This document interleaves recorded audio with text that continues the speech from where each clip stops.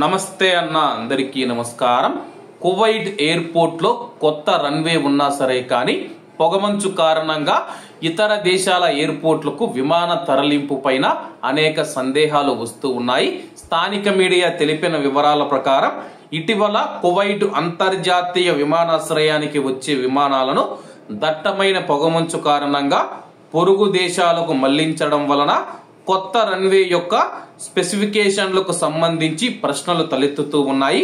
అలాగే ఈ సంఘటనకు 2 రోజుల ముందు మాత్రమే దీనిని ప్రారంభించారు. దృశ్యమానత 50 మీటర్ల కంటే తక్కువగా ఉన్నప్పుడు రన్వే విమానాలను తట్టుకోగలదని చెప్పేసి డిజైన్ ఒప్పందం పేర్కొంది. పొగమంచు వచ్చేటప్పుడు దృశ్యమానత 100 మీటర్ల కంటే తక్కువ పడిపోయిందని చెప్పేసి డైరెక్టర్ జనరల్ ఆఫ్ సివిలియేషన్ ఒక ప్రకటన విడుదల చేసిన విషయం అందరికీ తెలిసిందే. అలాగే కొత్త రన్వే మనం చూసుకుంటే 50 మీటర్ల కంటే దృశ్యమానత తక్కువ ఉన్నా సరే కానీ విమానం ల్యాండింగ్ లకు అయితే సహకరించగలదు. కొత్త టెక్నాలజీతో అయితే కొత్త రన్వేని అయితే ప్రారంభించడం జరిగింది. మరి 100 మీటర్ల కంటే తక్కువ పొగమంచు ఉన్నప్పుడు కూడా మీరు ఎందుకు కొత్త రన్వేను ఉపయోగించలేదని చెప్పేసి చాలా సందేహాలు వస్తూ ఉన్నాయి. అంతర్జాతీయ విమానాశ్రయానికి CAT-IIIB నావిగేషన్ వ్యవస్థలను సరఫరా చేయడానికి ఒక ఒప్పందం కూడా ఉంది.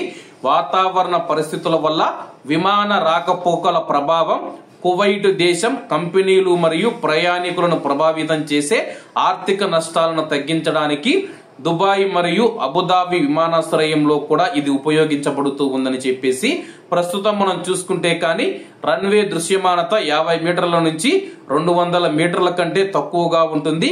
కొన్ని సందర్భాలలో లైటింగ్ వ్యవస్థలు మరియు అధిక నాణ్యత ఉంటే దృశ్యమానత 40 నుంచి 50 మీటర్ల మధ్య పడిపోయినప్పుడు కూడా ల్యాండింగ్లకు అనుమతించబడతాయి.